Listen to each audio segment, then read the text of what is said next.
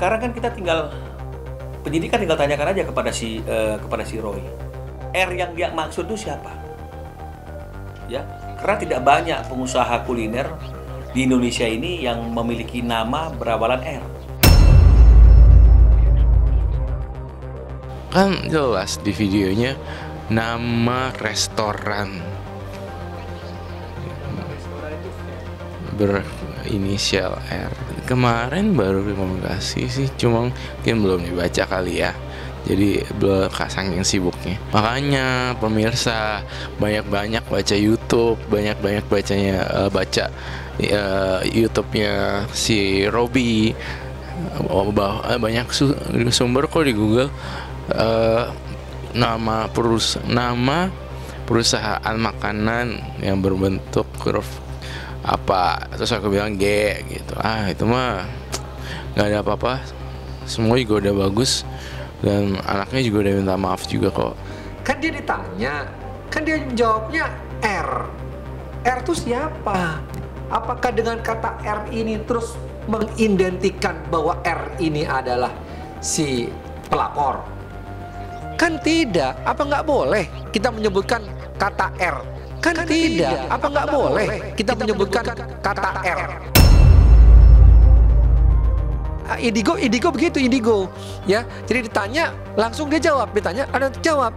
Nah, begitu ditanya R. Nah, R itu apa? Ya nggak tahu dia sendiri. Jadi tidak bisa dikatakan bahwa R ini diidentikan sebagai si pelapor. Jauh. Dan itu sudah bisa kita lihat dengan adanya beberapa pernyataan-pernyataan atau komen-komen dari netizen di bawahnya itu kan mereka langsung menebak itu adalah Ruben. Nah sekarang kalau ditanya, Roy, coba kepastiannya R itu siapa? Robin, mau apa? Dan harusnya sudah juga diperhitungkan ketika nama atau inisial itu disampaikan ke publik. Di publik yang berkembang akhir-akhir ini, kalau kita bicara mengenai masalah usaha kuliner yang lagi bagus dan berawal inisial R itu siapa, ini kan juga harus diperhitungkan. Setiap ucapan dan perkataan kita itu bisa menjadi sesuatu yang berdampak kepada orang lain. Dan itu sudah bisa kita lihat dengan adanya beberapa pernyataan-pernyataan atau komen-komen dari netizen di bawahnya itu kan mereka langsung menebak itu adalah Ruben.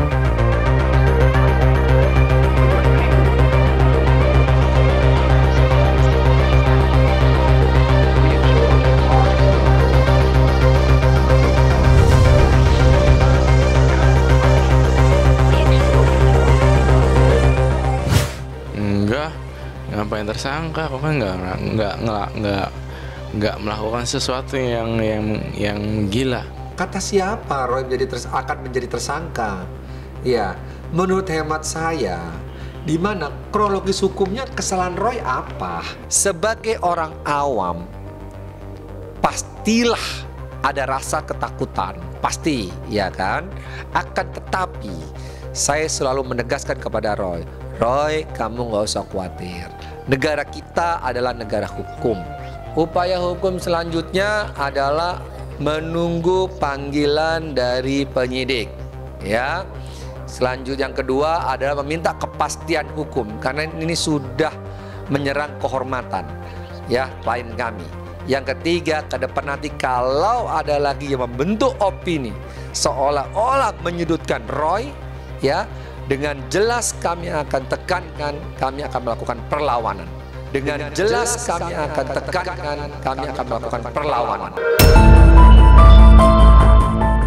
Kalau memang misalnya penyidik berkeyakinan bahwa memang secara hukum memang perbuatan yang dilakukan oleh hima kehidupan ya maupun siapapun yang terkait dengan masalah adanya pemberitaan yang bohong itu, fitnah itu tentang masalah Ruben itu menggunakan pesugihan, ya pasti akan dijadikan tersangka. Siapapun bisa.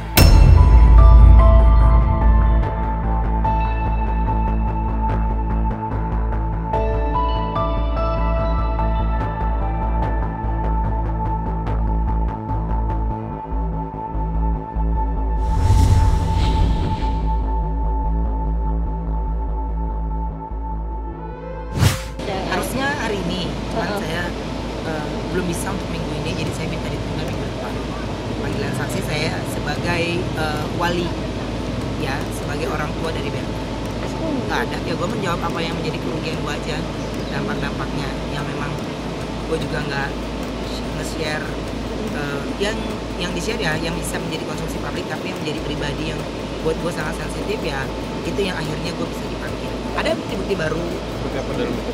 Iya ada, ya maksudnya bukti-bukti barunya itu buat saya cukup mengejutkan ya, sadis sih untuk ukuran orang dewasa melakukan hal itu sama anak kecil. Tapi ya tidak apa-apa, yang penting kan bukan tangan saya yang memukul atau bukan perkataan saya yang mencaci mereka, tapi yang saya lakukan ini kan di jalur yang bisa dilakukan oleh orang lain. Jika dia kurang nyaman, dia bisa melaporkan siapapun gitu ya. Itu kan yang saya lakukan secara normal.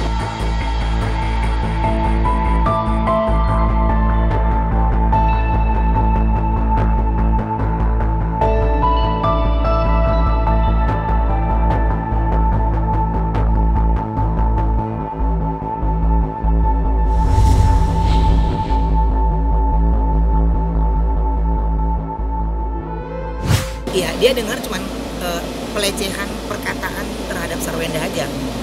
Itu salah satu contohnya, enak dong lo bisa ini saya gitu-gitu. Gitu. Dan itu anak yang sudah besar, bukan anak sepantar dia, ya kan? Itu yang saya bilang. Tapi berseragam sekolah Kak, iya.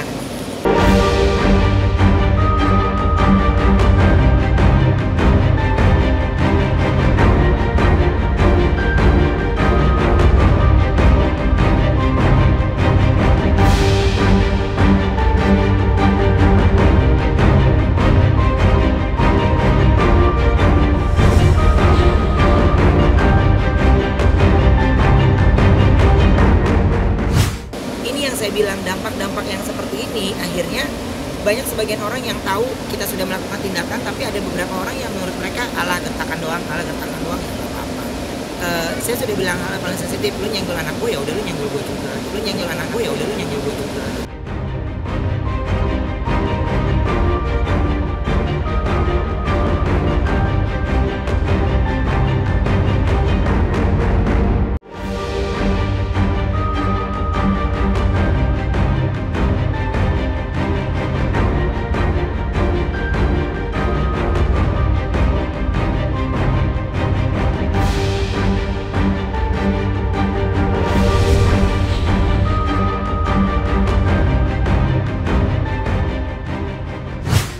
Gue mah udah lagunya Mandarin si Thalia ya, Bertrand ya itu. Tapi kalau saya Bertrand untuk Mandarin sih saya rasa belum dulu.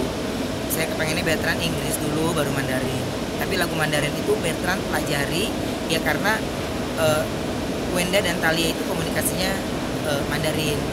Iya, neneknya komunikasinya Mandarin. Jadi mau nggak mau dia terbiasa dengar.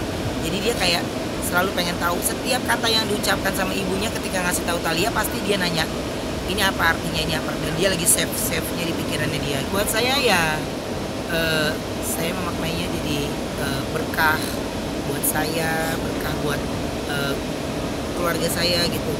Jadi lengkap sudah 5 saja maunya. Buat ya Bertrand usianya 14, tapi buat saya dia masih baby banget.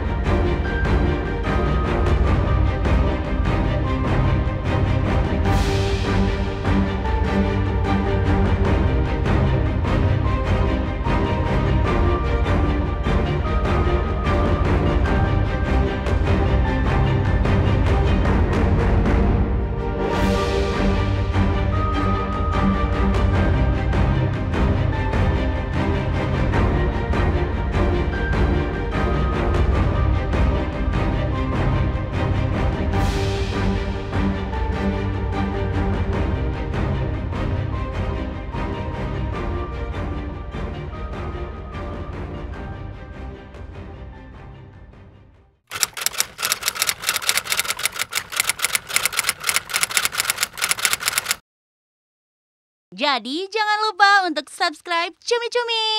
Ditekan ya tombol lonceng merahnya.